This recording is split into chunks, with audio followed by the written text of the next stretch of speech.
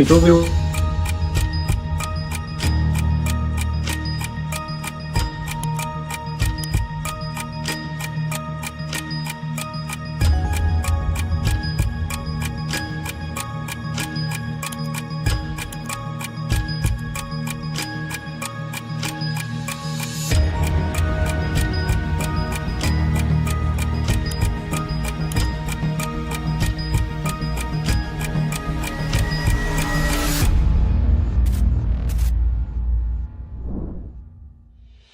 And so, my fellow Americans, ask not what your country can do for you. Esta proclama es patria o muerte. Bastante repetir a situação das pessoas aprisionadas e acreditando que essas sombras são uma realidade. Hello, Mr. Andrey. Again, we see Hello. each other for the second time now. Hello. It's a pleasure to have you here with me, and I thank you again for having the time. Hopefully, I will not take too much of your time, but there are a few questions that I really want to ask you and see your perspective. And I know that your perspective, knowing about your work, your journalistic work, reflects a lot of what's on the Russian people's mind. First of all, I would like to ask you, how have you seen the last geopolitical events in diplomacy? I mean, not just the Oval Office episode, not just all the statements after Trump's election, sometimes mixed. Is this now the time for Russia to trust US's intentions? What's your take on it? Well, I don't think that in real politics, and we're in context of real politics now, you need to trust someone. You need to be able to analyze and reflect the obvious picture of what's happening. So you need to be sane, you need to be cold-blooded, and you need to be rational. The world has already entered into the epoch of the new real politics. Real politics means that people will not love each other, will not be friends just because being friends is good. So there won't be a lot of moral categories. But countries and leaders will work with each other and will interact, not on the basis of some kind of ideological bias, whatever bias it may be, but on the basis of rational and national interests. And from the point of view of national interests, conflict with Russia is not a high priority for US. If we're talking globalists who were owning and are still, I believe, owning most of the United States of America, the conflict with Russia is crucial because for them, Russia was the main, and I believe really the only obstacle on their way to hegemony and global control over all the humanity.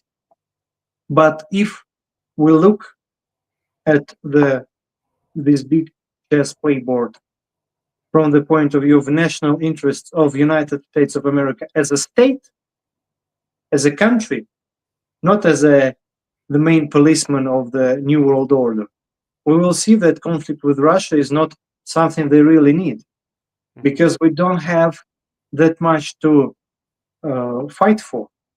Mm-hmm. We're too far away from each other.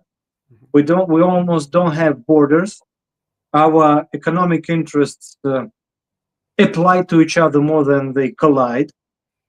So if we use this kind of optics, it will show that conflict with Russia for United States isn't something useful and sane and rational.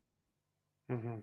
It's very logical, your analysis, because when you look at the United States decline in terms of infrastructure and industrial bases, one can assume that if a leader wants the best for his country, we'll have to reverse that course.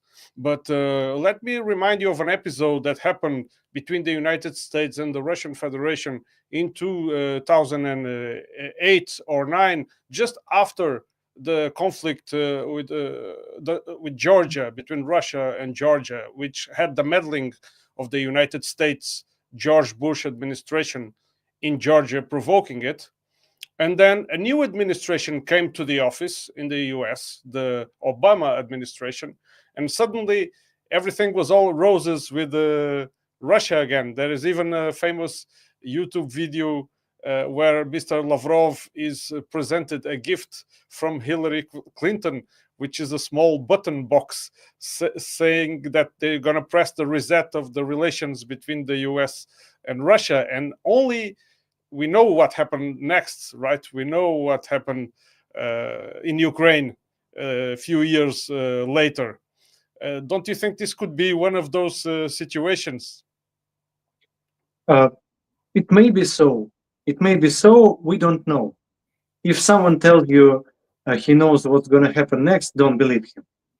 Because we're living in a world and in an epoch where any prognosis is almost always guessing.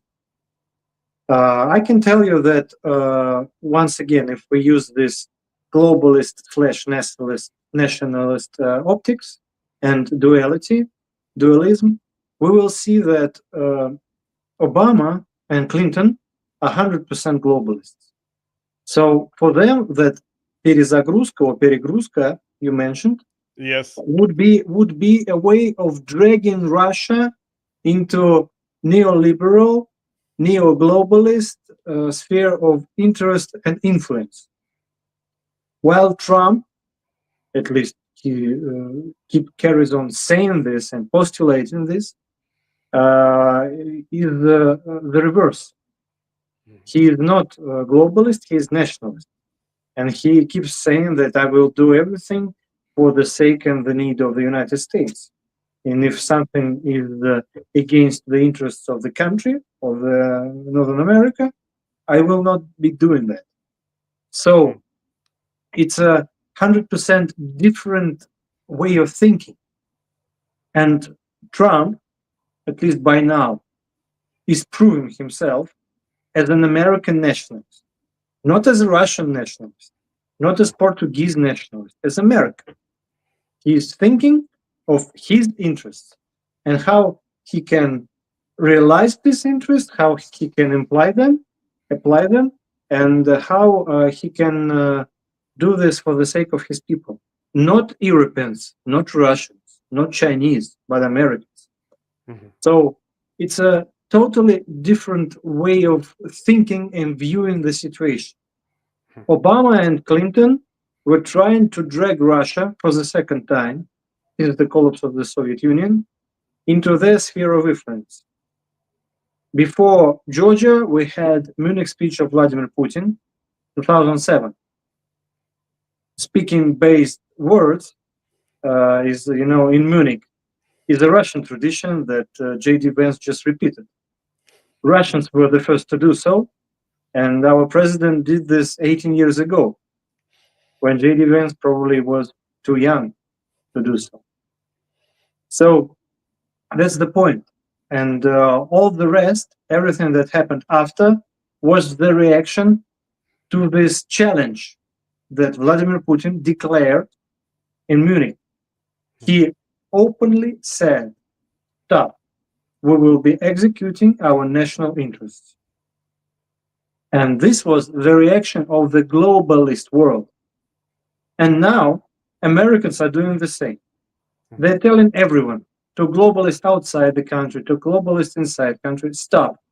We're going to exercise our national interests and how we see it. So once again, it seems to me right now, we have entered the epoch in human history where you need not to look into ideology, Marxist, liberal, fascist, whatever, but into national interest of each country that will be dominated. When you think that, when you say that Trump is acting in a nationalist way and defending its interests, do you think that the way that Russia has been resisting, because after all, Russia has been fighting against a big coalition of powerful countries. Well, Europe, not militarily so powerful, but a lot of the might of the US, and with all the support of Europe, have been injected into Ukraine in order to fuel the war and fight against Russia, which has obviously failed. Do you think that, of course, the US would never admit a defeat, but do you think this had played a role in the stance that the US is now taking? It might be so, but the political system of United States helps them change everything every 4 years. Every new president always can say, all the mistakes that were made by the previous administration. Now we will live the new, better life. And it's happening actually every 4 years. It's all the same. We all understand that every president is a part of the deep state, this or that part of elites. Trump is also part of American elites. He hasn't come like out of the blue, out of nowhere, but he represents the different view of American elites, more national. He represents the interests of elites that have their assets on the territory of the United States, and they need the assets to be safe. They need the assets to be doing well economically. So it's a totally different way of thinking and viewing the situation. And the fact that the West didn't manage to win the war against Russia means that current Western elites and military elites forgot the history, because West never, ever could win a war against Russia. West could win ideological war and crush the Soviet Union. The Cold War was won not by American tanks or rockets, but by Hollywood, pop culture, McDonald's, jeans, bubble gums, video games, and so on. This is what destroyed the huge and powerful Soviet Union. Because we had tanks, we had rockets, but our ideology went off, was lost, and people stopped believing it and considered it something serious. And they saw the picture they were given by the West, by Hollywood, by pop culture. And eventually they bowed down to the West, to Europe and the United States, thinking that they would live in a Hollywood movie, not understanding that West is not Hollywood movie. It is something special. But to do this, to understand this, you need to get your personal experience of living and being in the West. Myself, I studied in Madrid for half a year. I lived in Spain when I was 20, and it was quite a vaccine. It was a real vaccination against this pro-Western liberal thinking for me as a Russian. I saw the real situation, the real condition of Europe, of Spain, and I thought, why on earth I would want to live here? Please bring me back to my wonderful country I was born. Yes, But yes, please, I don't want to interrupt you, please. Yes, to do so, you need to have this, experience, this thinking. And we will see. We will see. Now it is very difficult, and I think very stupid and actually irresponsible to give firm conclusions to anyone. It seems to me that they're acting in a nationalist way, meaning that they don't need conflict with us. Of course, that you can, like you said, a lot of people can make a lot of speculation about the future, like the one like the hypothesis I was saying just minutes ago about being just a short pause to rearmament and then in the future restart again. But it is an opinion like any other. But we have to make some sense and use some logic out of whole this ordeal. And a lot of people saying, and a lot of outlets, a lot of article opinion makers say that this is the pause that the United States need to focus on China. Would you agree with that? Absolutely. China, once again, if we look at the world not from the point of view of American globalists but American nationalists, China is the main problem. Economically, first of all, United States did a lot of effort to grow this economic giant back in 70s and 80s. We all know this concept of chimerica, of this world that would... do you hear me well?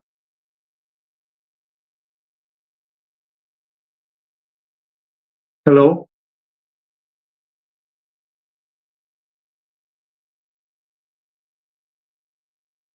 Hello?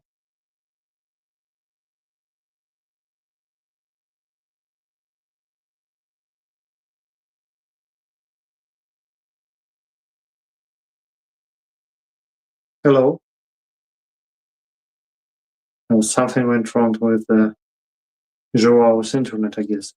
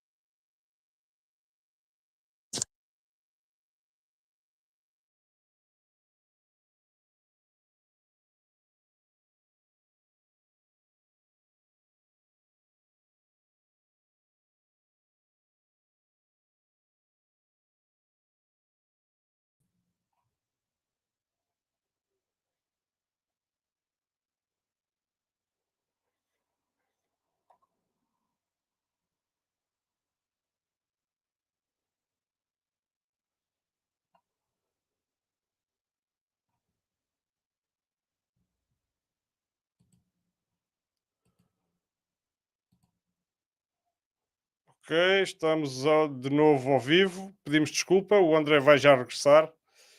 Houve aqui um pequeno percalço no estúdio, houve uma pequena falha de eletricidade e já temos o André aqui de volta a regressar ao estúdio. Hello? Ok, Do you hear me well? Yeah. okay.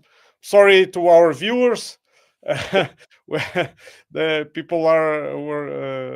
people remained here, which is great. We had a little problem here, and to be honest, to be in full honesty, I have a child who accidentally disconnected the router. Well, it's okay. It's a good excuse. And I was in panic here, but everything is good now. So, getting back to the beginning of my question, do you think this might be just a technical pause in order for the US to focus on China, who many argue that is the ultimate goal of the US? It might be so. It might be so because United States themselves used to do a lot to grow China's economic giant back in 70s and 80s. We all remember it. Now China is a sovereign, super strong state economically and technologically. And of course, for United States, it's a major problem. It's a major problem, but here, Russia is, to my mind, in a very good position because Russia could be some kind of a base for dialogue for United States and China. If we solve the Ukrainian problem, if we somehow rebuild and reinvent the relations between Russia and United States, we could probably start a trialogue, not a dialogue, but a trialogue between Russia, United States, and China. In order, what do we do to evade global conflict? We all understand that every country, every pole of a already formed multipolar world has its own understanding has its own interests, but Russia here can be the main and probably is the only actually platform where United States and China could meet and discuss and find a solution. There is no other great nation in the world, independent nation in the world, that could solve the American-Chinese problem and find what Trump would call a win-win deal. Only Russia can be this mediator between America and China. But to do so, we need to have at least half of the level of the relations between Russia and the US, half of what we have with China now. Because China is our strategic partner, we understand each other, we have a lot of common projects, we do not meddle into each other's business, especially interior politics, something you cannot imagine dealing with the United States, at least by now. So if United States agree on the new rules, that they are just one among the others, they are a great nation, they are strong, independent pole of the multipolar world, but they are not owner and not the policeman of the world. If they agree this new rule, on this new rule, we will probably find a solution for China-American conflict. How do you see the European stance on all this matter? Because even it did surprise me after the US changed their stance that the Europeans keep on insisting on a war footing. And a lot of people speculate that because Ms. von der Leyen in recent speeches keeps appealing to more arms, that Europe needs to build an army and needs rearmament. So it's a cry of war. How do you see this? Do you see a war happening between these European countries and Russia? It's really hard to make something out of this. Well, it might be so, actually. I believe that we could see a conflict, a direct conflict between Western Europe and Russia in nearest future if European elites keep executing this provocative and irrational politics regarding Ukraine and regarding relations with Russia. It happens because there are no European elites. The elites you have now are predominantly non-European. They are already globalists. And they are living in a context where they lost their main master. United States told them, do whatever you want. We are not interested in your business. But they haven't changed their software. They have globalist software, and their operational system is in a crash. That's a good analogy. Good analogy. Yes.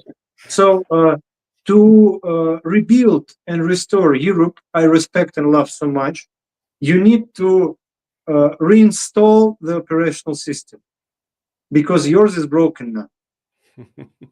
And if you don't restore and reinstall the operational system of whole Western Europe, it will lead to a conflict with Russia.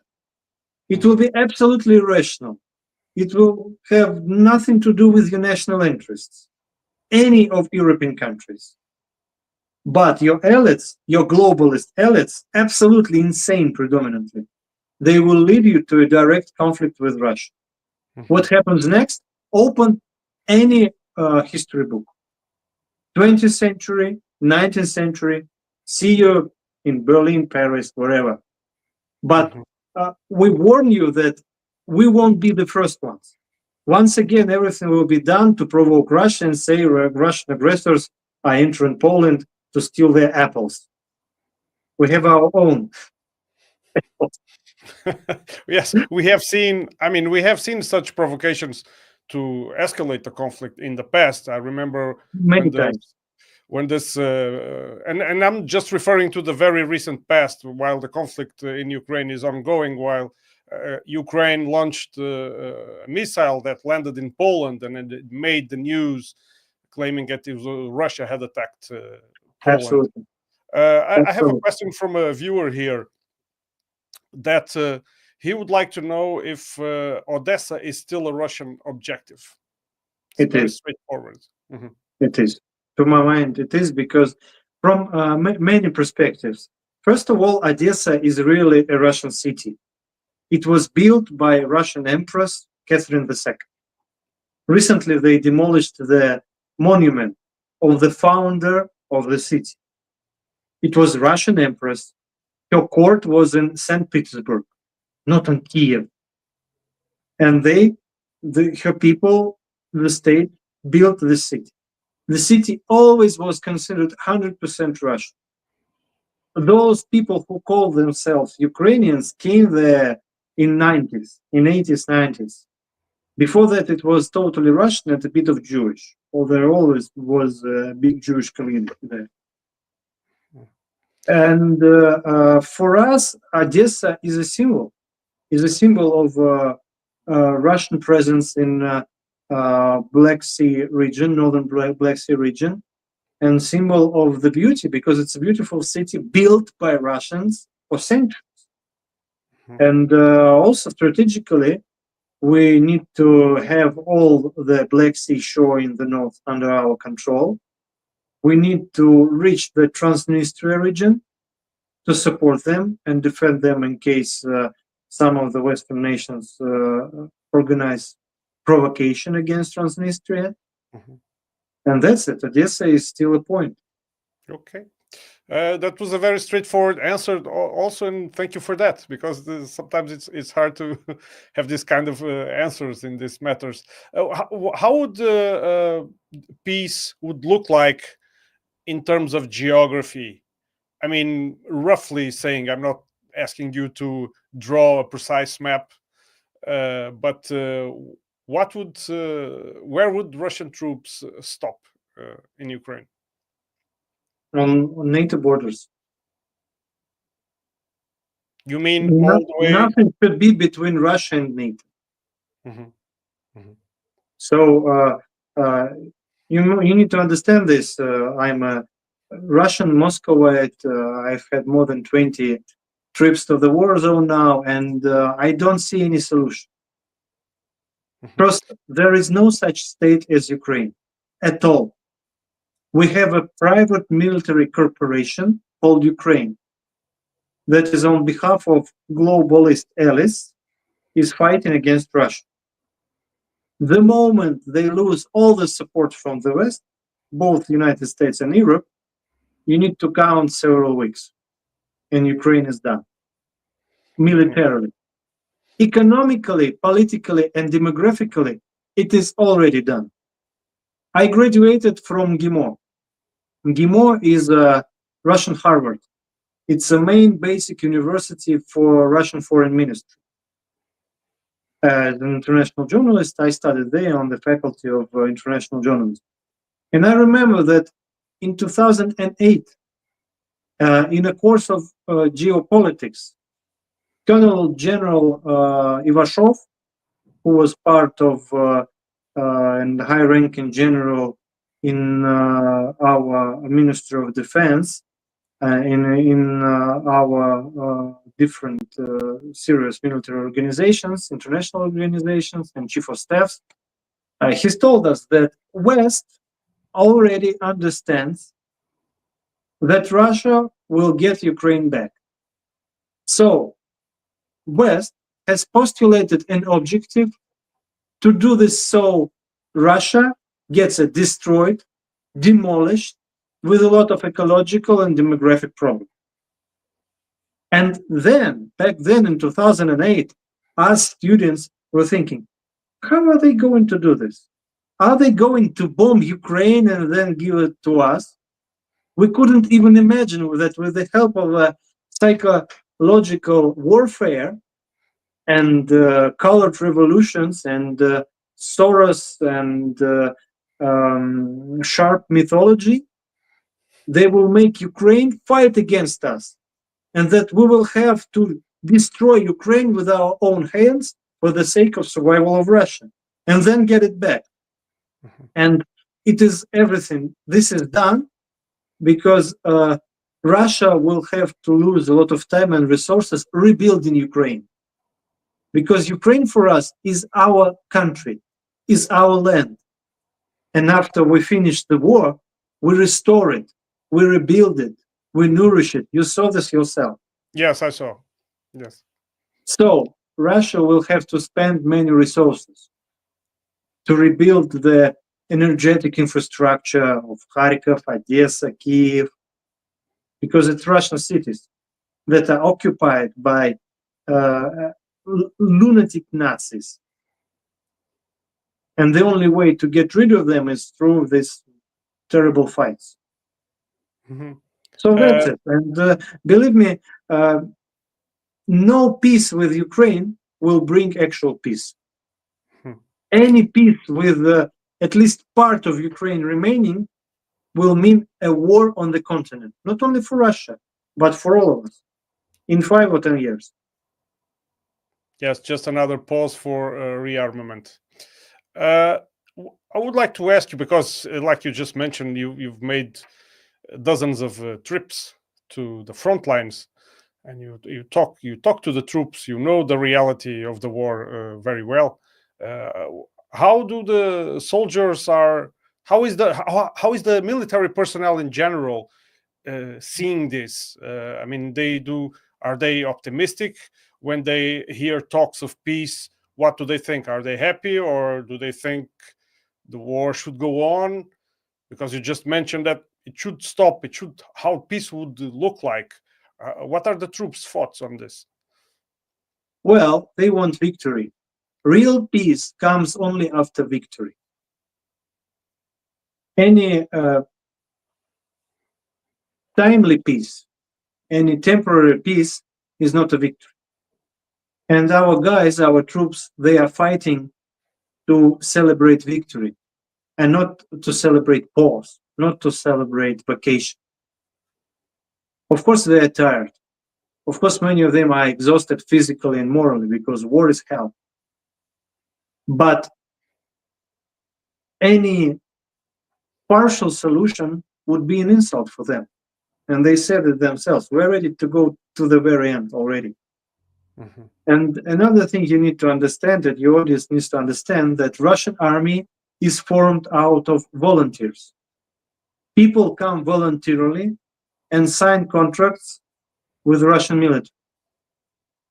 Only in 2024, we had almost 500,000 people who came and signed contracts voluntarily. While the Ukrainian army, we all see these videos, are formed by forcibly mobilized people who get caught in the streets, beaten, and then forcibly put into front line.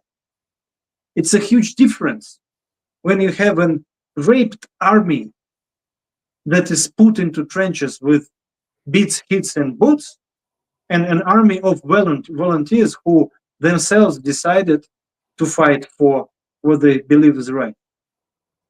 So, of course, everyone is tired, but Russian army consists of tired volunteers, while Ukrainian army consists of tired slaves.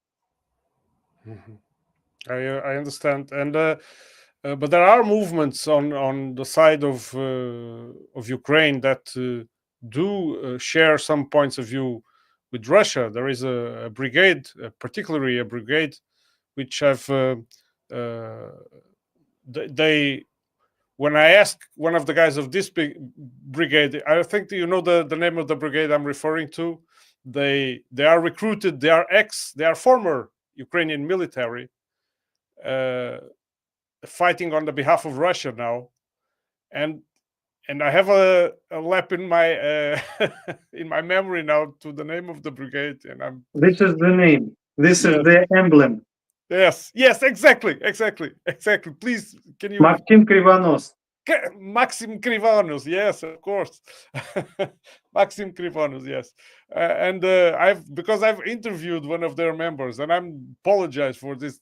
Just this momentarily flaw in memory, and he when I asked when did you decide to side with Russia, and said we didn't side with Russia. We fight on behalf of the interests of Ukraine. So even if some kind of scenario that you put that Russia will go to the entirety of the border of NATO, some kind of Ukrainian entity must remain, I imagine. I mean, or do you see this, or will it be all Russia?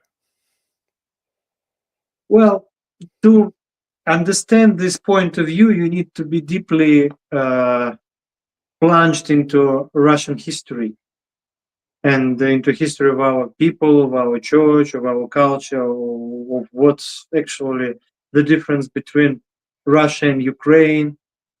And it will be quite a lecture. It will be like the first answer of Vladimir Putin to Tucker Carlson's interview, you know? Oh, yes, I remember Yeah. that one. So I don't want to repeat them because our leader did this wonderfully, and he explained what happened starting from 8th or 9th century. Yes. And I don't believe that the part of Russian people called Ukrainians need their own state. Russia is a good state for those who are called Ukrainians. Because if you take my genetic analysis and their genetic analysis, you will get the same haplogroup of R1A1. We are the same people. And making part of your people think that they are different is just a psyop of Austro-Hungarian Empire, later Germans, then Americans, to tear a part of Russia away.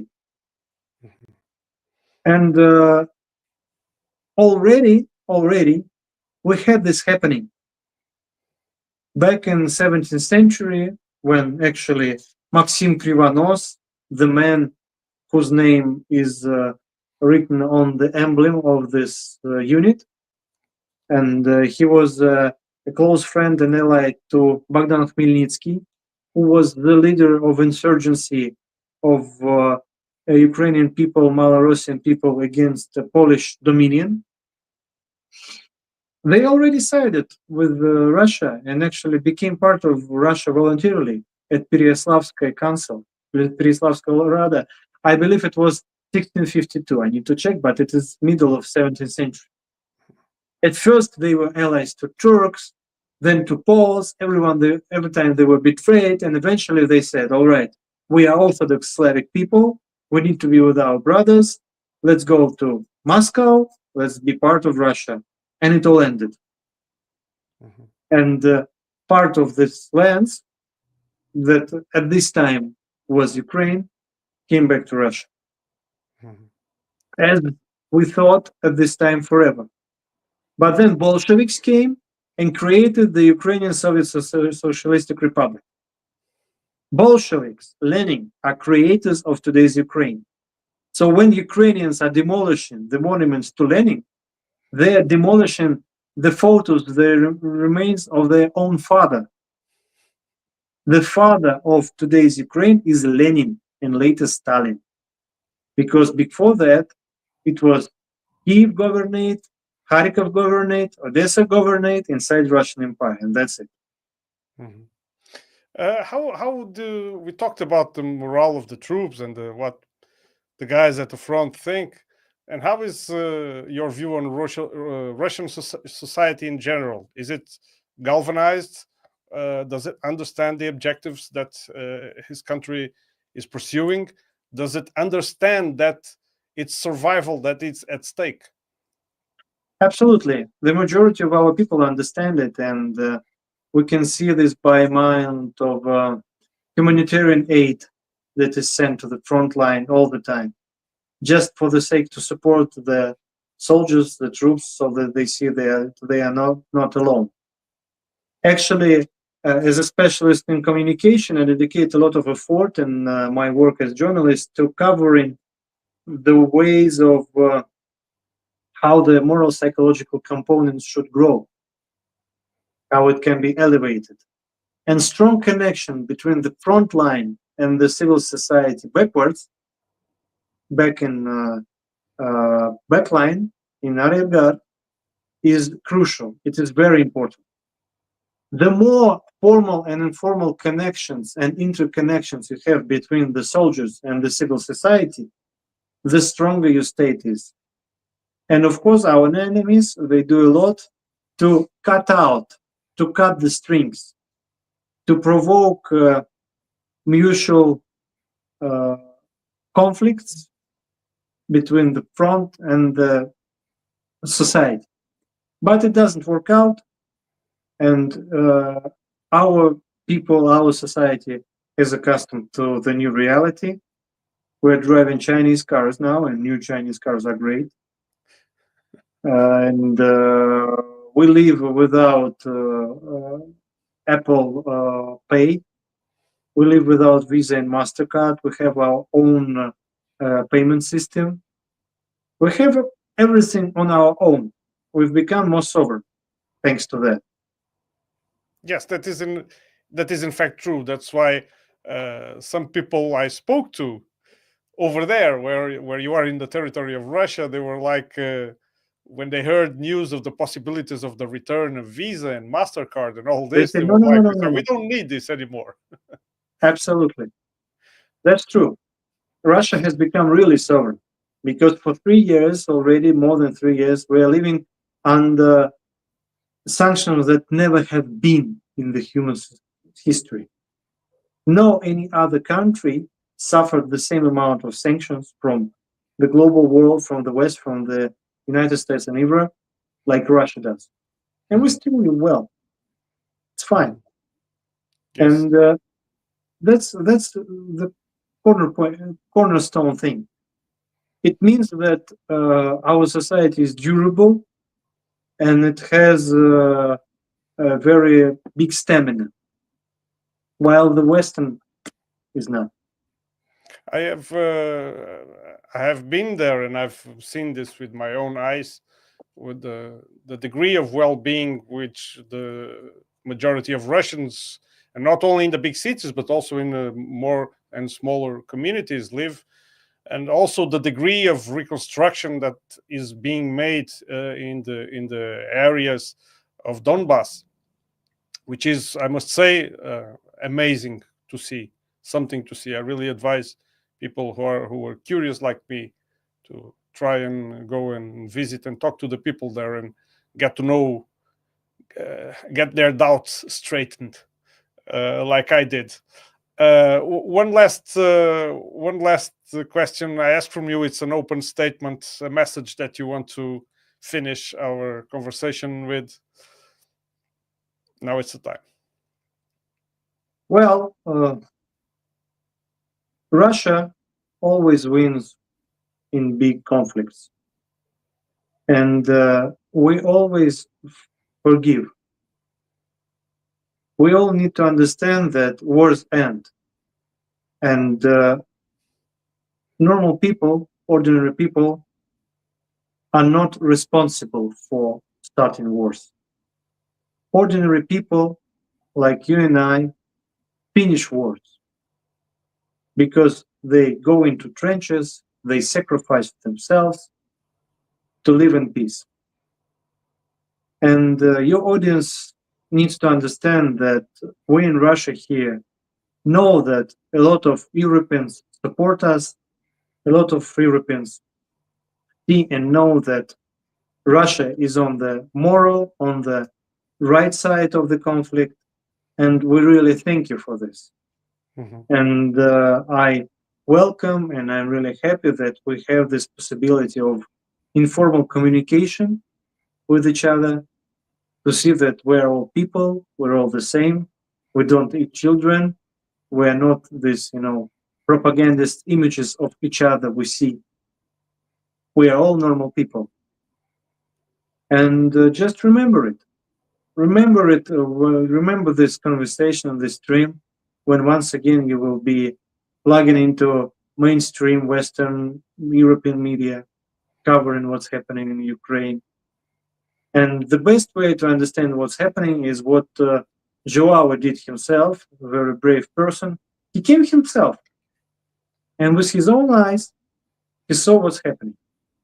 So every person of goodwill from any country of Europe or wherever is welcome to come to Russia, to SMO zone, to see what's happening there, what's the truth and who is right. Thank you.